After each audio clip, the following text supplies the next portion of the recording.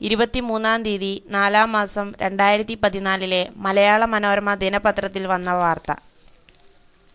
യൂട്യൂബിൽ online audio library നിർമ്മിക്കുന്ന നെജു.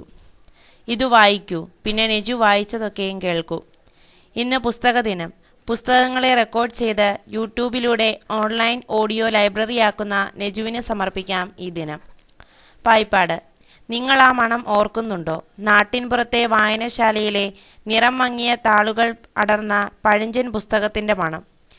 മീനവേനലിൻ്റെ ആലസ്യത്തിൽ നിന്ന് ഇടവപ്പാതിയുടെ നനവിലേക്കും പുതിയ ക്ലാസ് മുറിയിലേക്കും കടന്നു കയറുമ്പോൾ കൂടെ എത്തുന്ന പുത്തൻ പാഠപുസ്തകത്തിൻ്റെ മണം.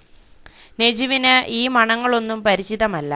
വായനശാലയിൽ പോയി പുസ്തകമെടുക്കാനോ മഴ നനഞ്ഞ് ക്ലാസ് മുറിയിൽ ഓടിക്കയറി പുത്തൻ പാഠപുസ്തകം തുറന്നു നോക്കാനോ കഴിഞ്ഞിട്ടില്ല. ജന്മനാ തളർന്നു പോയ നെജു വീൽചെയറിലാണ്.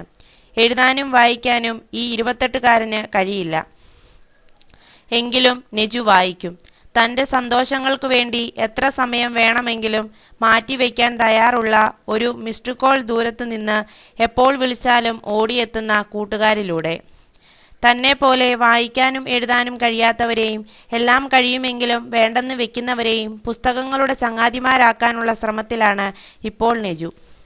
തനിക്കിഷ്ടപ്പെട്ട പുസ്തകങ്ങൾ കൂട്ടുകാർ വായിച്ച് കേൾപ്പിക്കുമ്പോൾ അത് റെക്കോർഡ് ചെയ്ത് യൂട്യൂബിൽ ഒരു ഓൺലൈൻ ഓഡിയോ ലൈബ്രറി നിർമ്മിക്കുകയാണ് നെജു കണ്ടെത്തിയ വഴി. വായിക്കാനും എഴുതാനും അറിയാത്തവർക്കും കഴിയാത്തവർക്കും ഇനി നെജുവിൻ്റെ ലൈബ്രറിയിൽ നിന്ന് പുസ്തകങ്ങൾ കേൾക്കാം. അയൽക്കാരിയായ +2 വിദ്യാർത്ഥിനി ശാലുവാണ് ഇപ്പോൾ പ്രധാന സഹായി. ഗാന്ധിജിയുടെ ആത്മകഥ ഉൾപ്പെടെ സാലു വായിച്ചു കേൾപ്പിച്ച 4 പുസ്തകങ്ങളാണ് യൂട്യൂബ് ലൈബ്രറിയിലൂടെ കേൾക്കുന്നത്.